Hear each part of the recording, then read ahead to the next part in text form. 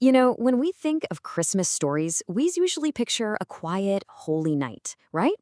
But what if the Nativity wasn't just a birth? What if it was a battle? A cosmic event so powerful it literally silenced the gods of the entire ancient world. Okay, let's dive into the incredible poem that imagined just that. John Milton's On the Morning of Christ's Nativity. And the poem is just filled with these stunning lines.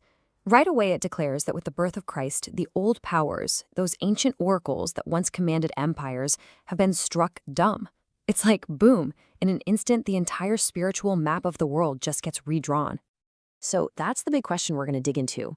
How did Milton manage to transform this familiar, gentle story of a baby in a manger into a revolutionary moment of celestial warfare, where the arrival of one infant means the immediate, terrified retreat of every other god?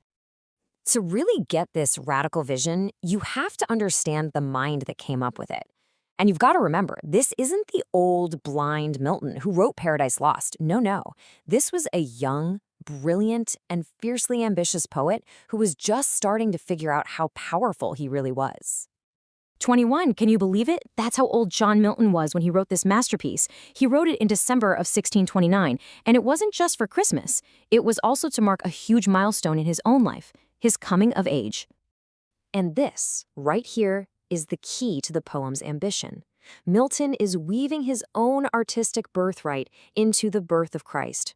He sees his own newfound maturity as a poet as the perfect moment to offer up this grand ode as a gift, his way of greeting his Lord with the absolute best thing he had to offer, his poetry. And you can really see how important this poem was to him. So he writes it in 1629, fast forward to 1645 when he publishes his very first collection of poems, and what does he place right at the very beginning? This ode. It was his announcement to the world, the foundation for everything that would come later, including, of course, the epic Paradise Lost. Now, what's so cool about this poem is how it builds its power. It doesn't come out swinging with thunder and lightning. Nope. It starts with this deep, profound silence. Let's take a look at how he uses this structure to create such a dramatic effect. On the surface, the structure seems pretty straightforward. You've got a short, 4-stanza introduction that sets the scene, and then you get the main event, a big 27-stanza hymn. But it's inside that hymn that Milton pulls off this incredible bait and switch. See? The hymn is basically split in two.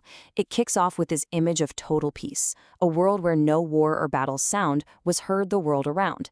But it ends with power, with a pagan god feeling the dreaded infant's hand, reaching out all the way from Judea.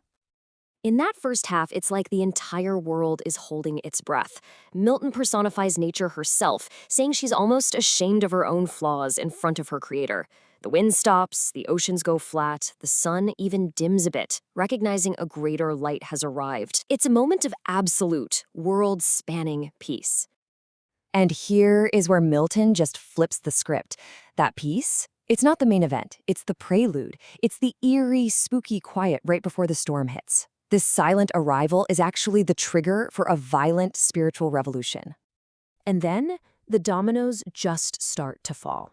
First up, Apollo, the Greek god of prophecy. He's suddenly struck dumb. His famous oracle at Delphi just goes silent. And Milton doesn't just say he leaves, he describes him fleeing with a hollow shriek. I mean, he is terrified. And it's not just the Greek gods. Oh no. Milton gives us a whole roll call of deities from across the ancient world. You've got Canaanite gods like Pur and Baalim, the terrifying Moloch, even the whole Egyptian pantheon, Isis, Horus, and the dog-headed Anubis. He's saying they all just packed up and ran for it. And this really gets to the heart of Milton's radical vision. For him, the Nativity isn't just another belief being added to the world's collection. No way. It's a total replacement. The birth of this one dreaded infant instantly makes an entire spiritual ecosystem, thousands of years of human belief, completely powerless and obsolete. So yeah, this audacious and powerful vision is what cemented the poem's place in history. This wasn't just some nice holiday poem. This was the arrival of a major new voice in English literature.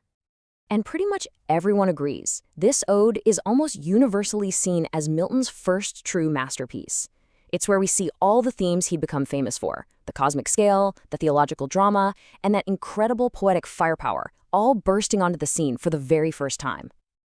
And its influence, wow, it rippled out way beyond the world of poetry.